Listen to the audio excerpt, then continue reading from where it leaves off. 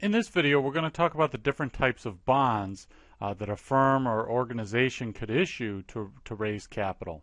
So just quickly, what we're talking about with a bond, whatever type of bond you have, we basically have a promise to pay.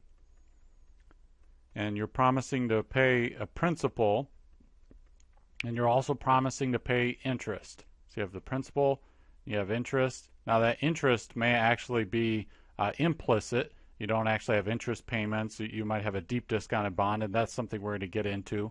But you always have these two things present. And then you have a lending agreement. You have some covenants, restrictions on what the firm can do with the money. But in any event, let's just get right into the types.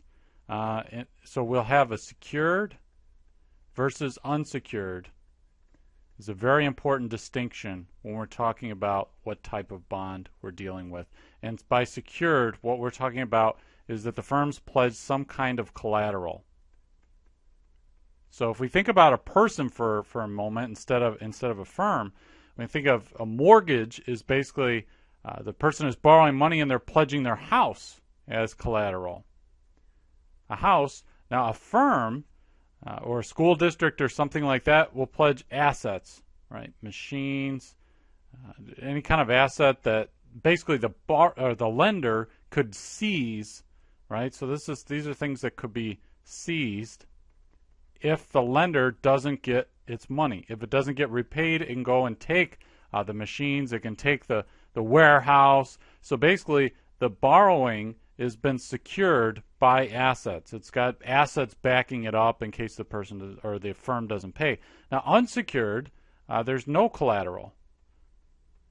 And you might be thinking, well, why would anyone lend if there's no specific collateral attached? Well, some firms don't have a lot of assets that they could pledge. In that case, what they're really pledging is basically their profit stream, right? Now, that's riskier. So this is riskier for the lender. So what do? Well, they charge a higher interest rate. A higher interest rate to compensate for that risk. And in some cases, there's a really high interest rate because there's a lot of risk. And in those cases, we call it like a junk bond.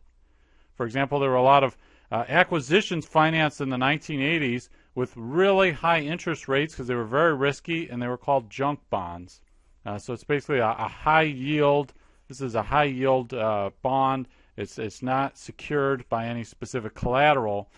So this is a very important distinction when we're thinking of what type of bond we're dealing with, whether it's actually backed up by hard assets or whether it's unsecured. And another distinction of bonds is to wonder, well, is this a term bond? Is it a serial bond? Or is it callable?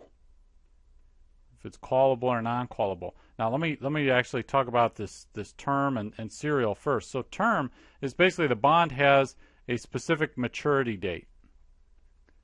Right? So in 5 years, this bond is going to mature, and at that point, the principal needs to be repaid. Let's say it was $1 million of bonds. That $1 million needs to be repaid. That's what we're talking about. A maturity date. There's a specific point in time. Now you might think, well, wait a minute. Don't all bonds have this? Well, that's kind of what we get into with the serial notion. We basically got, so the term bond is there's one maturity date. A serial bond would have multiple maturity dates, multiple dates. And it might be like a school district or something that gets a certain amount of money each year, and so then you say, okay, well, this year a certain amount of this bond is going to come due, and the next year, and we're not talking about interest, we're actually talking about the principal. So it has multiple maturity dates, a serial bond, and a callable bond is actually a little bit more unusual. And the callable, basically, at any point in time, the bond can be called back. What does that mean? It means that they could immediately say, okay, now the bond is due well, basically, you could just say, let's say it's callable at 102. Let's give an example. So at any point in time, they could pay, so let's say the bond was $100. You could pay $102 and say, okay, now there's no more bond. We've called this bond back by paying $102, which is $2 more than the face value, right? Now there is no bond. It's basically been immediately matured. So we'll just say this is immediate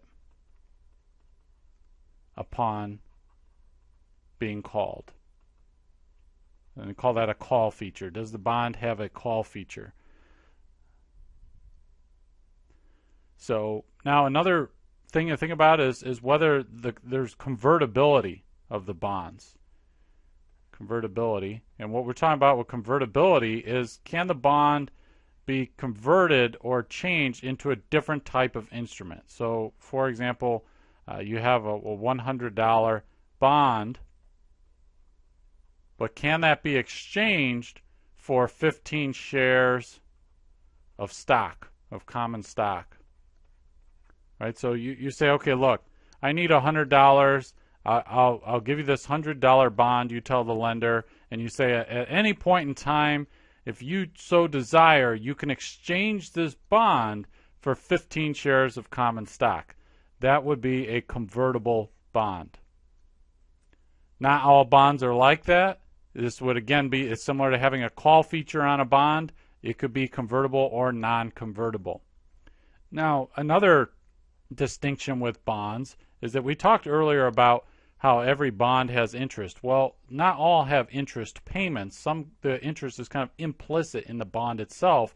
We call a zero interest bond. Is basically, I'll just give you a quick example. So instead of saying, okay, every 6 months there's going to be interest payments, and you'll have to pay $50 interest or something like that until the bond is mature.